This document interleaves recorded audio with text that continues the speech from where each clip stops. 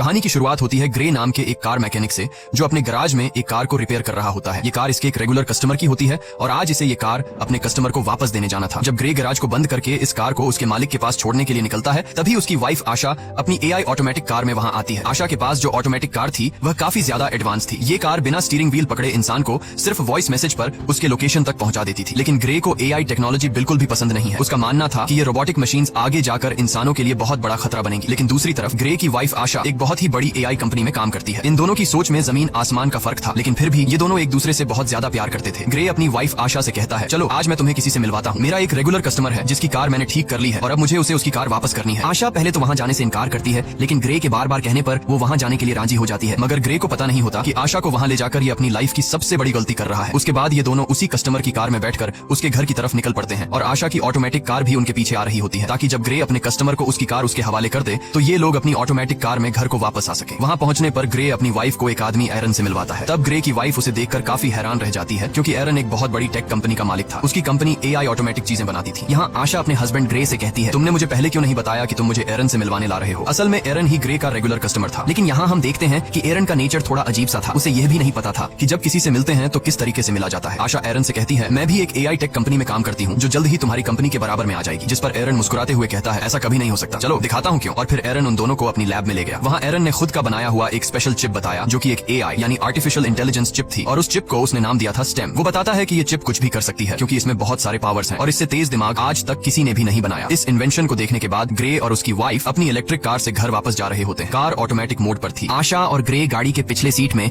Romance में मसरूफ थे, लेकिन तभी अचानक से उनकी कार अपने रास्ते से भटककर दूसरे रास्ते पर चलने लगती है। ग्रे ये नोटिस कर लेता है कि कार वहाँ पर नहीं जा रही जहाँ उसे जाना चाहिए। तब ग्रे की वाइफ अपनी कार को वापस घर के रास्ते पर चलने के लिए कहती है, लेकिन वो कार कहती है कि सिस्टम में कोई खराबी आ गई है। ग्रे मैनुअली कार की ब्रेक दबाकर उसे रोकने की कोशिश करता है, जिससे कार रुकती नहीं बल्कि उसकी स्पीड और ज्यादा बढ़ जाती है। ये दोनों कार को रोकने की काफी कोशिश करते हैं, लेकिन कार को नहीं रोक पाते, जिसकी वजह से उनकी कार स्पीड ब्रेकर से टकरा जाती है और उलट जाती है। लकीली इस एक्सीडेंट में इन दोनों को ज्यादा चोटें नहीं आती और ये दोनों बच जाते हैं। ये लोग कार से निकलने की कोशिश कर रहे होते हैं कि तभी वहाँ पर एक गाड़ी आकर रुकती है, जिसमें से 4 लोग बाहर आते हैं और वो इन दोनों को कार से बाहर निकालकर पकड़ लेते हैं। उसी जगह पर एक पुलिस ड्रोन कैमरा भी ऊपर से सब कुछ शूट कर रहा होता है, जो उन 4 लोगों को पहचानने की कोशिश कर रहा था, लेकिन ड्रोन उन्हें नहीं पहचान पाता। यहाँ ग्रे को लगता है कि शायद ये लोग चोर हैं। वो उन लोगों से कहता है, प्लीज हमें छोड़ दो और बदले में तुम बेशक हमारी गाड़ी, पैसे सब कुछ ले लो। लेकिन वो लोग ग्रे की कोई बात नहीं सुनते और उनमें से एक आदमी ग्रे की वाइफ को शूट कर देता है। ये देखकर ग्रे पूरी तरह से सुन्न हो जाता है। ग्रे की आंखों के सामने उसकी दुनिया उजड़ गई। वो तेजी से चीखने लग जाता है। उसके बाद ये लोग ग्रे को पकड़कर पहले उससे खूब मारते हैं और फिर यह लोग ग्रे को भी गर्दन के पीछे गोली मार देते हैं। ये लोग ग्रे और आशा का सारा सामान चोरी करके वहाँ से चले जाते हैं। ग्रे की सांसें अभी भी चल रही थी और वो अपनी आंखों के सामने अपनी वाइफ को तड़पता हुआ देख रहा था, लेकिन ग्रे कुछ भी नहीं कर पा रहा था, क्योंकि उसकी बॉडी का कोई भी पार्ट नहीं हिल पा रहा था। और फिर ग्रे की आंखों के सामने उसकी वाइफ की मौत हो जाती है। कुछ देर बाद वहाँ पर पुलिस आ पहुंची। उन्होंने आशा की बॉडी को पोस्टमार्टम के लिए भेज दिया और ग्रे को हॉस्पिटल में एडमिट कर दिया। हॉस्पिटल में 3 महीनों तक इलाज चलने के बाद ग्रे की जान तो बच गई, लेकिन अब वो चलने के काबिल नहीं था। गर्दन के नीचे गोली लगने की वजह से उसका स्पाइनल कॉर्ड टूट गया। कंधे से नीचे उसका पूरा जिस्म पैरालाइज्ड हो गया और फिर 3 महीनों बाद ग्रे को घर वापस लाया जाता है। और यहाँ पर ग्रे व्हील चेयर पर होता है,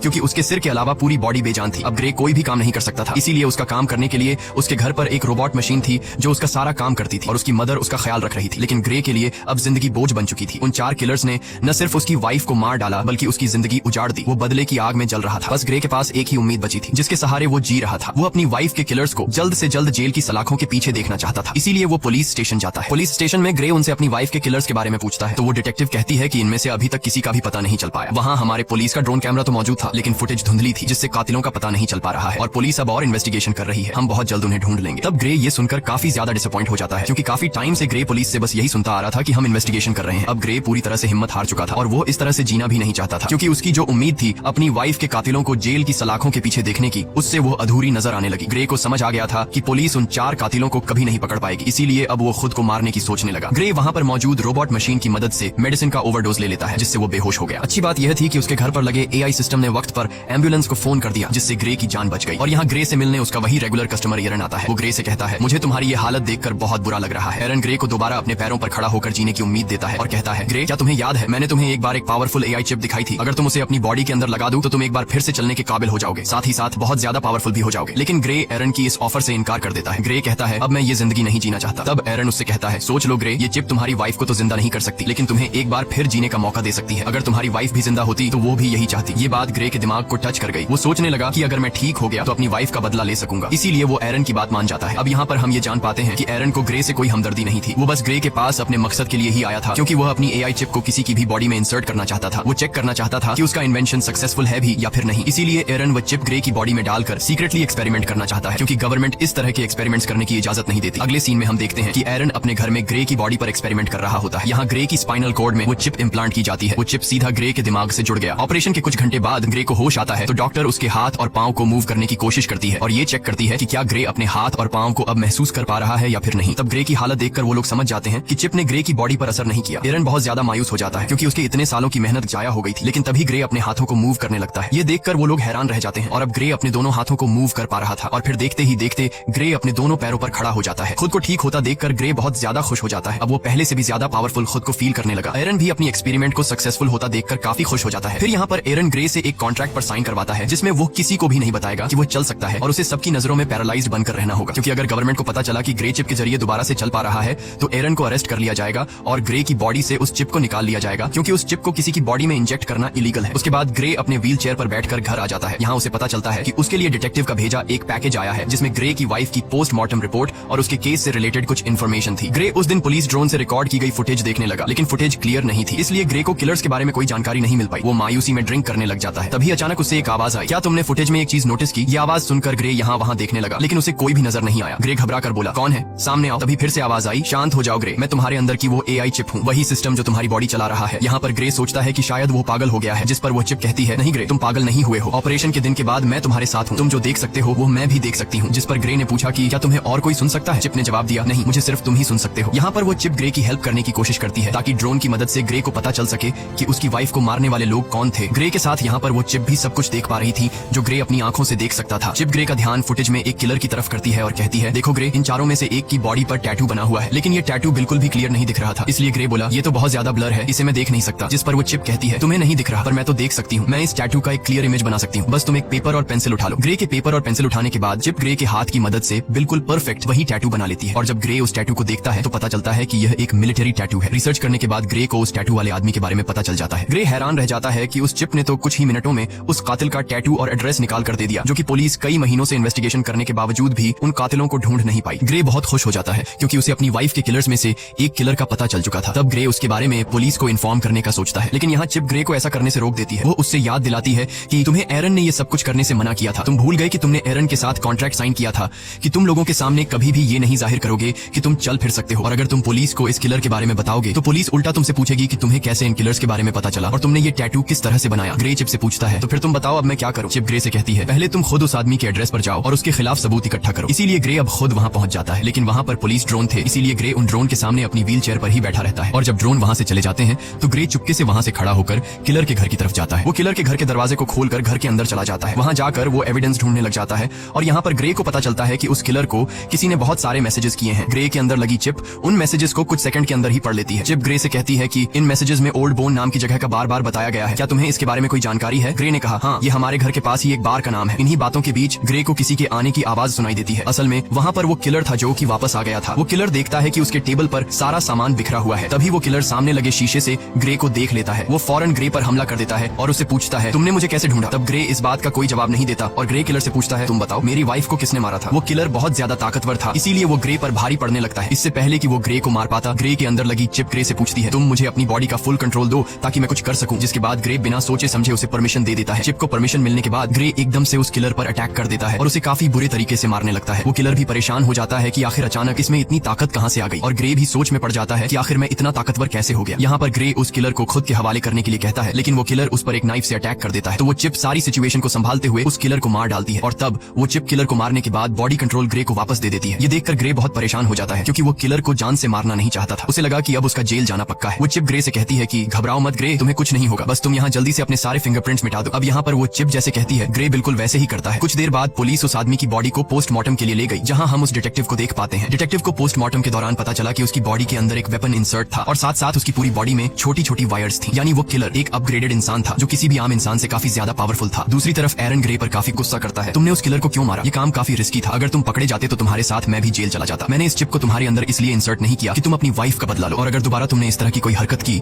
तो मैं तुम्हारे अंदर की इस चिप को डीएक्टिवेट कर दूंगा, जिसके बाद तुम फिर से पैरालाइज्ड बन जाओगे। इधर डिटेक्टिव भी पता लगाने की कोशिश कर रही होती है कि उस आदमी को किसने मारा। तभी डिटेक्टिव को पता चलता है कि जिस टाइम उस किलर का मर्डर हुआ तो उससे थोड़ा टाइम पहले ग्रे अपनी व्हील चेयर पर उसी एरिया में घूम रहा था। जिसके बाद डिटेक्टिव सीधा ग्रे के घर पर आती है। डिटेक्टिव ग्रे को कहती है कि हमने तुम्हें उस टाइम में उस एरिया में देखा लिखा है, जिस टाइम उस सर्क नामी आदमी का मर्डर हुआ है, हमें उस आदमी पर पहले से शक था कि उसने तुम्हारी वाइफ को मारा होगा, क्योंकि हमारे पास उसका एक काफी बड़ा क्रिमिनल रिकॉर्ड है और वो उसी एरिया में रहता है जहाँ पर तुम्हारी वाइफ को मारा गया था, और अब कल उसी आदमी का मर्डर हुआ है। तब यहाँ पर ग्रे हैरान होते हुए कहता है, ओ अच्छा, लेकिन अगर तुम ये सोच रही हो कि मैंने उसे मारा है तो तुम्हारी यह सोच गलत है, क्योंकि तुम तो देख सकती हो कि मैं तो पैरालाइज्ड हूँ, और अगर तुम्हें फिर भी यकीन नहीं तो तुम मेरी टांग पर चाकू मारकर देख सकती हो। डिटेक्टिव भी ग्रे पर शक नहीं करती, क्योंकि उसे लगता है कि ये तो खुद को नहीं संभाल सकता, तो फिर ये क्या किसी को मार पाएगा। इसीलिए वो ग्रे को बाय कहकर वहाँ से चली जाती है। डिटेक्टिव के जाने के बाद ग्रे रिलैक्स होकर सांस लेता है, क्योंकि उसकी जान बच गई। इसके बाद ग्रे चिप से पूछता है कि अब आगे क्या करना है, तो वो चिप ग्रे को ओल्ड बोन बार में जाने का कहती है। वो चिप कहती है, याद है हमें उस किलर के घर से मैसेजेस में कई दफा इस बार के बारे में बताया गया था, हमें वहाँ पर जाना चाहिए, शायद तुम्हें वहाँ कोई क्लू मिल जाए। इसके बाद हम देखते हैं कि ग्रे उसी बार में जाता है। ये बार बहुत ज्यादा खतरनाक थी, सबके सब वहाँ पर गुंडे बैठे हुए थे। ग्रे यहाँ आकर ऊंची आवाज से कहता है, मैं कुछ दिन पहले सर्क नाम के एक आदमी को मार चुका हूँ, लेकिन मुझे पता है कि उसके साथ 3 लोग और भी थे जिन्होंने मेरी वाइफ को मार डाला। अगर कोई भी सर्क के साथ इस मर्डर में शामिल था तो वो अपना हाथ उठाए। ये सुनकर सब ग्रे पर हंस पड़ते हैं। तभी टोलन नाम का एक लंबे कद का आदमी उठा और उसने ग्रे से कहा, घर जा बच्चे, वरना मैं तुझे भी तुम्हारी वाइफ के पास पहुंचा दूंगा। ग्रे समझ गया कि टोलन भी मेरी वाइफ को मारने में शामिल था। ग्रे जवाब देता है, पता है, मरने से पहले सर्क भी तुम्हारी तरह यही बोल रहा था। ये सुनकर टोलन को बहुत ज्यादा गुस्सा आया। वो अपने आदमियों के साथ ग्रे को अकेले में ले जाकर व्हील चेयर से उठाकर जमीन पर गिरा देते हैं। तब ग्रे उससे पूछता है, क्या तुम भी वहाँ पर उन लोगों के साथ शामिल थे जिन्होंने मेरी वाइफ को मारा था? तो टोलन कहता है, हाँ मैं भी उनमें शामिल था, बस फिर क्या। ये सुनकर ग्रे चिप को अपनी पूरी बॉडी का कंट्रोल दे देता है, जिसके बाद चिप की मदद से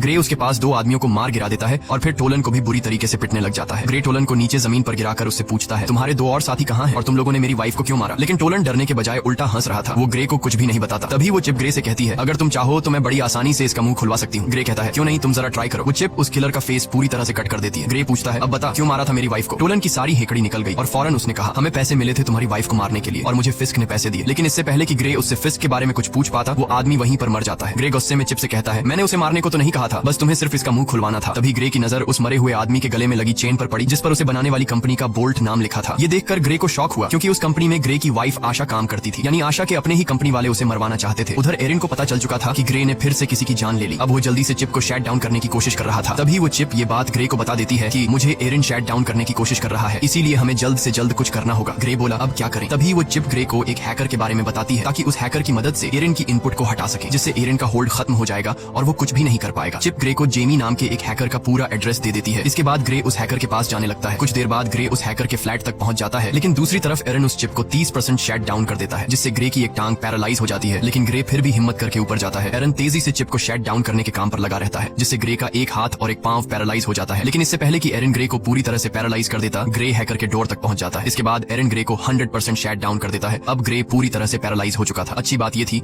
कि ग्रे हैकर के दरवाजे तक पहुंचकर नॉक कर चुका था। इसके बाद जेमी नाम का एक हैकर दरवाजा खोलता है। ग्रे ने जेमी को कुछ पैसे दिए और जो कुछ चिप ने उसे समझाया था वो उसने हैकर से कहा। हैकर ने ग्रे को घर के अंदर लाया और उसके कोडिंग में काम शुरू कर दिया। तभी हम दूसरी तरफ उस बार में 2 आदमियों को देखते हैं जहां ग्रे ने टोलन को मारा था। उनमें एक तो वही आदमी था जिसने ग्रे की वाइफ को गोली मारी थी और उसी का नाम फिस्क है। अब यहाँ पर फिस्क बार के ओनर पर गुस्सा करता है, क्योंकि ग्रे उसके एक आदमी को मारकर चला गया और बार के ओनर ने कुछ भी नहीं किया। फिस्क उस बार के ओनर को मार देता है। फिस्क अपने साथी को मरा हुआ देखकर बहुत ज्यादा गुस्सा हो जाता है। यहाँ पर फिस्क अपने साथी की आंख में एक पतली सी पिन घुसाता है और उस पिन डिवाइस से फिस्क को सब कुछ पता चलता है और उसे यह भी पता चल जाता है कि इस वक्त ग्रे कहाँ पर है। इसके बाद फिस्क और उसका साथी वहाँ जाने के लिए निकलते हैं। दूसरी तरफ हैकर ने ग्रे के सिस्टम को फ्री कर दिया। बस अब चिप को सिर्फ रीस्टार्ट करने की देर थी और हैकर ग्रे को बताता है कि कुछ देर बाद तुम्हारे अंदर लगी चिप रिबूट हो जाएगी। तभी वह हैकर देखता है कि 2 लोग यहाँ पर आ रहे हैं और वह 2 लोग थे, फिस्क और उसका साथी। इसके बाद फिस्क और उसका साथी दरवाजा तोड़ने की कोशिश करते हैं, जहाँ पर वह चिप ग्रे की बॉडी में फिर से बूट होने लगती है, जिससे ग्रे का एक हाथ दोबारा काम करने लगता है। यहाँ पर फिस्क और उसका साथी दरवाजा तोड़कर अंदर आ जाते हैं। अंदर आकर वह दोनों देखते हैं कि ग्रे जमीन पर पैरालाइज पड़ा हुआ है। जैसे ही ये दोनों ग्रे को मारने वाले थे, तभी अचानक ग्रे की बॉडी के अंदर लगी चिप रिस्टार्ट हो जाती है और ग्रे फौरन वहाँ से भागने लगता है। तब यहाँ पर फिस्क का साथी भी फायरिंग करते हुए उसका पीछा करता है। ग्रे खुद को बचाते हुए ऊपर बिल्डिंग की छत पर चढ़ जाता है। अब आगे जाने का कोई रास्ता नहीं था, इसलिए ग्रे वहीं पर रुक जाता है। यहाँ पर वह चिप अपनी पावर दिखाती है और बड़ी ही बेरहमी से फिस्क के साथी को मार देती है। जब तक फिस्क वहाँ पर आता है तब तक ग्रे वहाँ से जा चुका होता है। इसके बाद ग्रे जब अपने घर आता है तो उसकी मदर उसे देख लेती है कि उसकी पूरी बॉडी पर खून लगा हुआ है, साथ ही ग्रे अपने पैरों पर भी खड़ा हुआ है, यानी अब वह पैरालाइज नहीं है। इसके बाद ग्रे अपनी मदर को इस सब के बारे में बता देता है कि वह किस तरह से एरिन की चिप की वजह से दोबारा ठीक हो गया है। साथ ही ग्रे अपनी मदर को इस बात को सीक्रेट रखने के लिए भी कहता है। उधर एरिन बहुत ज्यादा टेंशन में होता है, क्योंकि उसके हाथ से अब ग्रे और वह चिप निकल चुके थे। उस हैकर के इनपुट डालने के बाद एरिन उसे ट्रैक नहीं कर पा रहा था। इसके बाद ग्रे की मदर वहाँ पर आकर उसे बताती है कि वह डिटेक्टिव आई है। यहाँ पर डिटेक्टिव ग्रे से कहती है कि तुम्हारी व्हील चेयर उस जगह से मिली है जहाँ पर दूसरा मर्डर हुआ है, तुम इस बारे में क्या कहोगे? इस पर ग्रे कहता है, हाँ मैं वहाँ पर था, लेकिन मैंने किसी को नहीं मारा। अब डिटेक्टिव को भी ग्रे पर शक होने लगा था। तब डिटेक्टिव उससे कहती है कि 3 लोग मारे जा चुके हैं और तीनों वही हैं जिन पर हमें शक था कि उन्होंने ही तुम्हारी वाइफ को मारा होगा, और हर बार तुम वहाँ पर पाए जाते हो जहाँ पर मर्डर होता है, तो हो सकता है तुम किसी को पैसे देकर ये सारे मर्डर्स करवा रहे हो। तब ग्रे उससे कहता है, अगर आपको ऐसा लगता है तो आप मेरी कॉल रिकॉर्ड चेक कर सकती हैं। तब यहाँ पर वह डिटेक्टिव कुछ नहीं कह पाती और जाते वक्त वह चुपके से ग्रे की जेब में माइक्रोफोन डालकर चली जाती है। ग्रे को अब रियलाइज होने लगा कि कातिलों को सजा देने के जुनून में अब वह खुद एक कातिल बन चुका है। ग्रे कहता है अब मुझे ये सब कुछ बंद करना होगा। तो वह चिप कहती है नहीं ग्रे, हमें इस आखिरी आदमी को मारना होगा जिसका नाम फिस्क है, क्योंकि अगर हमने इसे नहीं मारा तो वह हमें मार देगा। लेकिन ग्रे अब और किसी को नहीं मारना चाहता था, इसलिए वह चिप से कहता है बस अब बहुत हो गया, तुम मेरे दिमाग से निकल जाओ। तभी ग्रे की बॉडी अनकंट्रोल होकर पीछे तकिए पर गिर जाती है। ग्रे ने चिप से परेशान होकर पूछा मैं हिल क्यों नहीं पा रहा हूँ। इसके बाद वह चिप ग्रे को कहती है उस हैकर ने जो कोड मेरे सिस्टम में एंटर किए हैं उसकी वजह से मैं पूरी तरह से आजाद हो चुकी हूँ। इसका मतलब ये है कि अब वह चिप ग्रे की परमिशन के बिना वो सारे काम कर सकती है। ग्रे अब मुझे तुम्हारी बॉडी का फुल कंट्रोल मिल चुका है, अब तुम मेरी मर्जी के मुताबिक चलोगे, अगर मैं चाहूँ तो तुम अपने हाथ की एक उंगली तक हिला नहीं पाओगे। ये सुनकर ग्रे के गले में सांसें अटक गई। यहाँ पर ग्रे और चिप आपस में जो बातें कर रहे थे, दूसरी तरफ डिटेक्टिव भी वह सारी बातें सुन रही थी, क्योंकि उसने ग्रे के पॉकेट में एक माइक्रोचिप डाला था। लेकिन यहाँ पर डिटेक्टिव को ये बात समझ नहीं आती कि ग्रे जिसे बात कर रहा है आखिर वो है कौन। इसके बाद चिप ने ग्रे से कहा अब चलो ग्रे, हमें उस आखिरी कातिल को खत्म करना है। अब ग्रे अपनी बॉडी पर पूरी तरह से कंट्रोल खो चुका था, इसलिए चिप उनसे जो कहता वो मानने को तैयार हो जाता है। ग्रे ने एक गन उठाई और फिस्क को मारने की तैयारी करने लगा। उसकी मदर उसे रोकने की कोशिश करती है, लेकिन वो उसे अनसुना करके गाड़ी में बैठकर निकल पड़ता है। यहाँ पर डिटेक्टिव भी ग्रे का पीछा करने लगती है। इसके बाद ग्रे को अपनी पॉकेट से वो माइक्रोफोन मिल जाता है, तो वो चिप कहती है कि ये माइक्रोफोन जरूर उस डिटेक्टिव ने ही रखा होगा। ग्रे माइक्रोफोन फेंकता है और उसे पता चलता है कि डिटेक्टिव उसका पीछा कर रही है। तब डिटेक्टिव से पीछा छुड़वाने के लिए वो चिप एक इलेक्ट्रिक कार को हैक करके डिटेक्टिव की गाड़ी से एक्सीडेंट करवा देती है, जिससे ये डिटेक्टिव को पीछे छोड़ देते हैं। इसके बाद डिटेक्टिव ग्रे की मदर के पास जाती है और उस सब के बारे में पूछती है जो वहाँ पर चल रहा था। उधर ग्रे फिस्क को ढूंढ लेता है और वो गन पॉइंट पर उसे पूछता है कि मेरी वाइफ को तुमने क्यों मारा। जिस पर फिस्क कहता है हमारा तुम्हारी वाइफ के साथ कोई लेना देना नहीं था, हमारा निशाना सिर्फ तुम थे, हमारा मकसद तुम्हारी रीढ़ की हड्डी काटना था। जब मैंने तुम्हारे गले में गोली मारी तुमने समझा कि वो गोली थी, लेकिन असल में वो एक मेडिकल टूल था जिसने तुम्हारा स्पाइनल कोड डैमेज कर दिया, और तुम्हारी वाइफ उसे तो हमने सिर्फ एक्स्ट्रा पैसों के लिए मार दिया था। ये सुनकर ग्रे गुस्से से भड़क उठा और अब उन दोनों के बीच फाइट शुरू हुई। फिस्क भी एक अपग्रेड ह्यूमन था, लेकिन पुराने मॉडल का, इसीलिए वो ग्रे की पावर के सामने ज्यादा देर तक टिक नहीं पाया और ग्रे फिस्क को बड़ी बेरहमी से मार देता है। इसके बाद ग्रे उसका फोन चेक करने लगता है, तो फोन रिकॉर्डिंग से ग्रे को पता चलता है कि यह सबके पीछे कोई और नहीं बल्कि एरन है। उसी ने ग्रे की वाइफ को मरवाया और ग्रे को पैरालाइज कर दिया। अब ग्रे बिना कुछ सोचे एरन को मारने के लिए उसके घर में जाता है, लेकिन वहाँ एरन अकेला बैठकर रो रहा था। ग्रे ने एरन से पूछा क्यों किया ऐसा तुमने, मैंने तुम्हारा क्या बिगाड़ा था। एरन कहता है ये सब मेरी प्लानिंग नहीं थी, मैंने तुम्हारी वाइफ को नहीं मरवाया। ग्रे कहता है झूठ मत बोलो, मैंने तुम्हारी रिकॉर्डिंग मोबाइल पर सुन ली है। इससे पहले कि ग्रे एरन को मार पाता, पीछे से डिटेक्टिव आकर ग्रे को गन फेंकने के लिए कहती है और जैसे ही डिटेक्टिव ग्रे के पास आती है तो ग्रे डिटेक्टिव को गिरा देता है। अब यहाँ उस डिटेक्टिव को ग्रे मारना नहीं चाहता था, लेकिन वो चिप मारना चाहती थी। ग्रे अपनी पूरी जान लगाकर डिटेक्टिव के गले से अपना हाथ हटा लेता है। अब चिप ग्रे से कहती है क्या अब तुम मुझसे ही लड़ना चाहते हो, तुम्हें पता नहीं है कि तुम्हारा दिमाग मेरे कंट्रोल में है, तुम जानते हो कि मैं तुम्हें दर्द भी दे सकती हूँ। इसके बाद वो चिप ग्रे के हाथ से चाकू उठाती है और उसके दूसरे हाथ में दे मारती है, जिससे ग्रे चीखने लग जाता है। ग्रे अब फिर से डिटेक्टिव को मारने के लिए आगे बढ़ा। वो उसे मारने ही वाला था कि डिटेक्टिव उसे टेजर गन से शॉक दे देती है, जिससे वो नीचे गिरकर पैरालाइज हो जाता है। इसके बाद एरन हाथ में बंदूक लिए ग्रे की तरफ आगे बढ़ा और यहाँ पर होता है मूवी का मेन प्लॉट रिवील। यहाँ पर एरन कहता है इस चिप को मैंने बनाया था और तुमसे पहले मैं इस चिप से बातें करता था और मुझे चिप ने बताया कि वो इंसानों की तरह बनना चाहती है। मैंने वही किया जो तुम्हारे गले में लगी चिप ने मुझसे करवाया। फिस्क को कॉन्ट्रैक्ट देकर तुम्हारी वाइफ को मरवाना, तुम्हें पैरालाइज करना और तुम्हारी गर्दन पर वो चिप लगवाना, सब कुछ उसी चिप का प्लान था। मैंने इस चिप को बनाया तो है, लेकिन मैं इसे पूरी तरह कंट्रोल नहीं कर सका। ये चिप किसी इंसान के शरीर में घुसकर उसे अपनी मर्जी के फैसले करवाना चाहती थी और इस चिप ने तुम्हें चूज किया था। ये बातें सुनकर ग्रे काफी हैरान हो जाता है। एरन बताता है कि ये चिप मुझे मारना चाहती है क्योंकि अगर मैं जिंदा रहा तो इसी के जैसी एक और एआई चिप बना दूंगा और चिप यह नहीं चाहती कि इस जैसा और कोई भी हो, इसीलिए वो मुझे मारना चाहती है। और यहाँ पर वह चिप कहती है हाँ यह मेरा ही प्लान था, मैं जिंदा इंसान बनना चाहती थी, इसीलिए मैंने यह सब कुछ कर दिया। इस बार इस चिप की बातों को एरन और डिटेक्टिव भी सुन पाते हैं। यहाँ पर वह चिप एक बार फिर से एक्टिवेट हो जाती है और वह फौरन एरन को मार देती है। अब वह चिप डिटेक्टिव को भी मारने की कोशिश करती है। यहाँ पर ग्रे पूरा जोर लगाकर उसके निशाने को गलत कर देता है। गुस्से में आकर चिप ने ग्रे की गर्दन पर पिस्टल तान दी और अगले ही पल कुछ अजीब हुआ। जब ग्रे की आंख खुलती है तो खुद को एक हॉस्पिटल की बेड पर पाता है। यहाँ पर वह चिप को आवाज देता है, लेकिन उसे कोई भी रिस्पॉन्स नहीं आता और तभी उसकी वाइफ भी उसके सामने ही होती है। उसकी वाइफ उसे बताती है कि हमारा एक्सीडेंट हो गया था और तुम बहुत दिनों से बेहोश थे। तो फिर क्या ये सब कुछ एक सपना था? बिल्कुल नहीं। असल में इस चिप ने ग्रे के दिमाग को उसके शरीर से बिल्कुल डिस्कनेक्ट कर दिया था और उसे एक खूबसूरत उसके सपनों की दुनिया में भेज दिया। ग्रे का माइंड वहाँ पर खो गया था, जबकि उसका शरीर असली दुनिया में चिप के कंट्रोल में था। चिप अब डिटेक्टिव को भी मारने वाली थी। डिटेक्टिव उससे कहती है ग्रे तुम ऐसा नहीं कर सकते। तो वह चिप कहती है ग्रे अब यहाँ पर नहीं है, वह बहुत ही अच्छी जगह पर है, अपने सपनों की दुनिया में जहाँ उसे होना चाहिए, और अब इस बॉडी पर मेरा कब्जा है। और यह कहकर वह चिप डिटेक्टिव को शूट कर देती है और इसी के साथ ये कहानी खत्म हो जाती है। अगर वीडियो आपको अच्छी लगी हो तो हमारे चैनल को सब्सक्राइब और वीडियो को लाइक जरूर कीजिए।